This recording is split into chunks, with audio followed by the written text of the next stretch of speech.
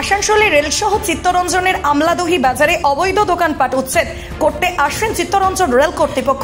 তবে গতকাল বুধবার স্থানীয় বিধায়ক বিধান উপাধ্যায় WGM এর সাথে বিষয়টি নিয়ে কথা বলেন যে সামনে পুজোর মুখে যেন উচ্ছেদ অভিযান না হয়, এর ফলে বিপাকে পড়বে ব্যবসায়ীরা।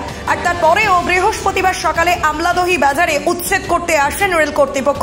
আর এরপরে বৃহস্পতিবার কুলটির বিজেপির বিধায়ক ডক্টর অজয় পোদ্দার WGM এর সাথে বিষয় নিয়ে কথা বলেন এবং অজয় পোদ্দার বলেন কর্তৃপক্ষ আশ্বাস দিয়েছেন যে ছট পুজো পর্যন্ত উচ্ছেদ হবে না। তবে এর ফলে সমস্যায় পড়েছেন ব্যবসায়ীরা। দুর্গাপূজার সামনে তারা দীর্ঘদিন ধরে ব্যবসা করছেন এখানে। কারণ একটা অ্যাডমিশন থেকে আমাদের প্রচুর পাওয়ার দেওয়া হচ্ছে যে আপনারা 26 তারিখের মধ্যে জায়গাটা খালি করুন, কিন্তু এই জায়গা আমাদের খালি করার সময় এখন ছিল না। GM সাহেবের অর্ডার ছিল, বলেছিল দুর্গাপূজার পরে তোমাদের বন্ধ হয়েছে, কিন্তু লোকাল কিছু গার্জেন এই জায়গাটাকে আমাদের নষ্ট করে ফেলে। তার তহবিলে আজকে আমাদের এই কষ্টটা পেতে হচ্ছে। আমরা অ্যাডমিনিস্ট্রেশনের কাছে কথাবার্তা বলেছিলাম, অ্যাডমিনিস্ট্রেশন GM সাহেবের সাথে আলোচনা হয়েছিল, মাননীয় বিধায়কের সামনে উপস্থিত ছিল। আমরা সবাই উপস্থিত হওয়ার পর উনি বলে দিলেন আমরা রেল বোর্ডের ব্যাপার, এগুলো উচ্ছেদ এগুলো হওয়ার ব্যাপারে আমাদের পরিকল্পনা আছে, রেল বোর্ড এগুলো মানবে না।